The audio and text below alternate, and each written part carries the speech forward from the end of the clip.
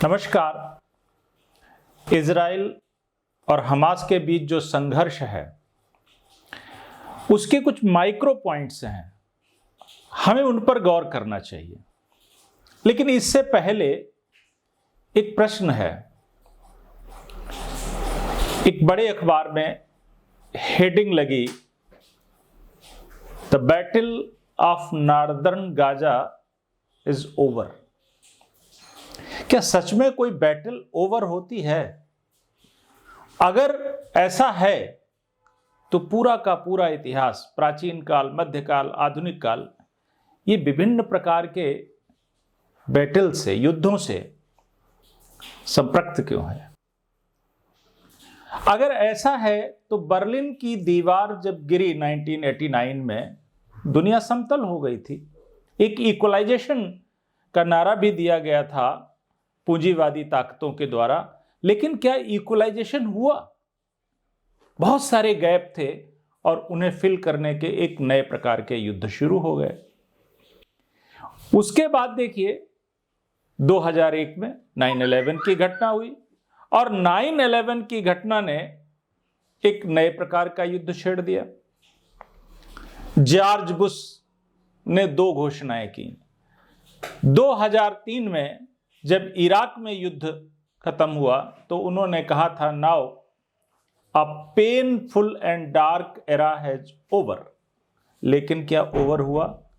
उसके बाद वहां पर कितने प्रकार के संघर्ष चले और नए आतंकवादी समूहों का उदय हुआ, कितने लोग मारे गए, आंकड़े खोज करके देख लीजिए।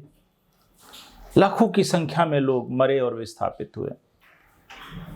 अफगानिस्तान में वार इंड्यूरिंग फ्रीडम, 15 से 20 साल तक आपने युद्ध किया, लेकिन क्या फ्रीडम आई? और वहां पर वही अंततः फिर काबिज हो गए जिनके खिलाफ आपने एक युद्ध किया था। तो इस प्रकार से अगर पूरे इतिहास को देखें और विचार करें, क्या वास्तव में युद्ध ओवर हो रहे हैं? अब सवाल ये उठता है कि युद्ध हो क्यों रहे हैं और युद्ध कर कौन रहा है? एक युद्ध जो रूस और यूक्रेन के बीच में चल रहा, क्या वास्तव में यह युद्ध रूस और यूक्रेन के बीच में ही है?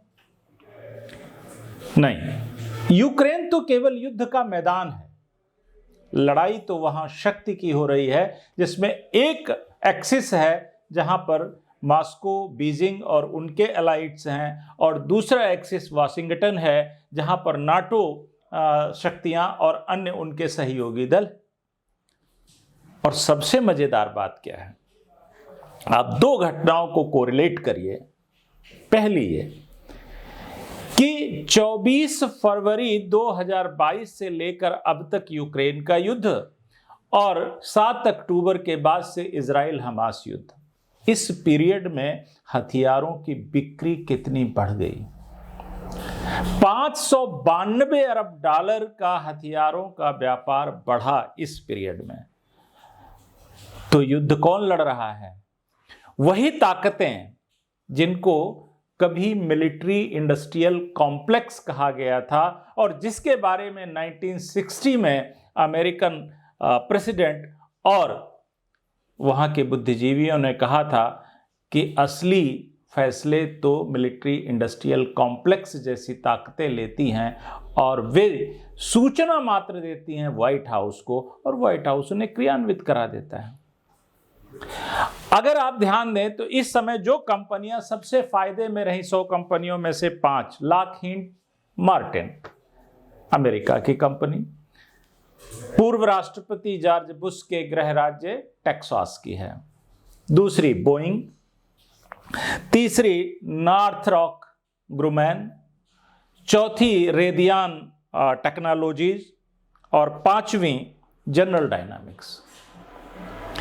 यही 5 कंपनियां, ध्यान रहे, 9/11 की जब घटना हुई और 1 सप्ताह तक उनका स्टॉक एक्सचेंज बंद रहा, उसके बाद जब खुला तो इन्हीं 5 कंपनियों ने सबसे ज्यादा बड़ा कारोबार किया था और अकेले लॉकहीड मार्टिन ने $200 बिलियन का सौदा एक दिन के अंदर कर लिया था।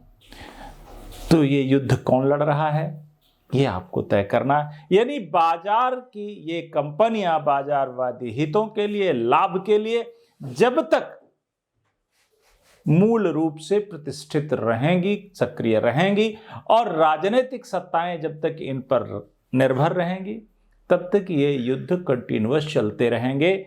ना कुछ यूएनओ कर सकता है और ना ही अन्य पीस इस्टेब्लिशमेंट करने वाली कोई इंस्टीट्यूशंस। अब रही बात, मैं 5 पॉइंट केवल जो है वो इजराइल पे और हमास के बीच युद्ध पर कहना चाह रहा हूं, जो आप याद रखिए। पहला ये कि हमास क्या वास्तव में इतना ताकतवर है कि इजराइल से सीधा टकराव ले ले, और अगर वो सीधा टकराव ले रहा है तो उसे अंतिम परिणाम भी पता है, और यह भी पता है कि गाजा का विनाश हो जाएगा। हुआ भी। तो हमास क्या वास्तव में गाजा के लिए लड़ रहा था या किसी और के लिए लड़ रहा था? और अगर किसी और के लिए लड़ रहा था तो यह किसी और है कौन?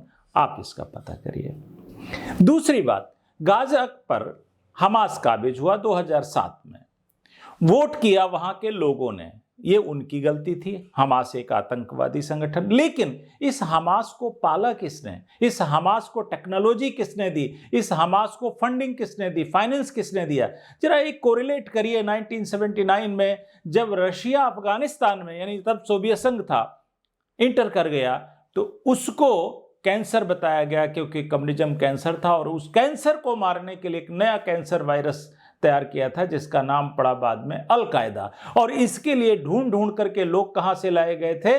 मिडिल ईस्ट से। उन्हें नाम क्या दिया गया था? मुजाहिदीन। और उसके लिए प्राइमरली $200 बिलियन का ब्लैक बजट अमेरिका ने बनाया था, और उसको वर्जीनिया विश्वविद्यालय में उन्हें करतब सिखाए गए थे, ध्वंस के हुनर सिखाए गए थे।